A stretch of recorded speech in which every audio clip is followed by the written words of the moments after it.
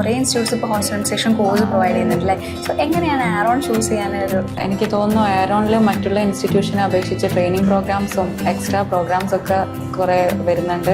Teachers ആണെങ്കിലും നമ്മുടെ ഏജിനനുസരിച്ചുള്ള ടീച്ചേഴ്സാണ്. സിലബസിന് പുറമെ എന്തൊക്കെ ആക്ടിവിറ്റീസ് നിങ്ങൾക്ക് ലഭിച്ചിട്ടുണ്ട്? കമ്മ്യൂണിക്കേഷൻ സ്കിൽ ഉണ്ടായിരുന്നു, പിന്നെ വൈറ്റൽസ്, പിന്നെ സെൽഫ് ഡിഫെൻസ് ഉണ്ടായിരുന്നു. സോഷ്യൽ കമ്മിറ്റ്മെൻറ്റിൻ്റെ ഭാഗമായിട്ട് നിങ്ങൾ ഓൾഡ് ഏജ് ഹോം വിസിറ്റ് ചെയ്തിട്ടുണ്ടായിരുന്നില്ലേ? സോ അത് അവിടുത്തെ എക്സ്പീരിയൻസ് ഒന്ന് ഷെയർ ചെയ്യാം. One of the best. കാരണം നമുക്കൊരു ഹോസ്പിറ്റലാകുമ്പം അവിടെ എല്ലാ ഏജിലുള്ളവരും വരുമല്ലോ. അത് എത്രത്തോളം എഫക്റ്റീവായി തോന്നുന്നു? നിങ്ങളുടെ ഫ്യൂച്ചർ കരിയറിലേക്ക് അത് എത്രത്തോളം ബെനിഫിഷ്യലായി ഫീൽ ചെയ്യുന്നു? നമുക്ക് പേഴ്സണൽ ലൈഫ് ആണെങ്കിലും നമ്മുടെ പ്രൊഫഷണലായി നമുക്ക് ഏറ്റവും കൂടുതൽ കണക്ട് ചെയ്യാൻ പറ്റുന്ന കാര്യങ്ങളാണ് സാർ പറഞ്ഞു തന്നിട്ടുണ്ടായിരുന്നത്.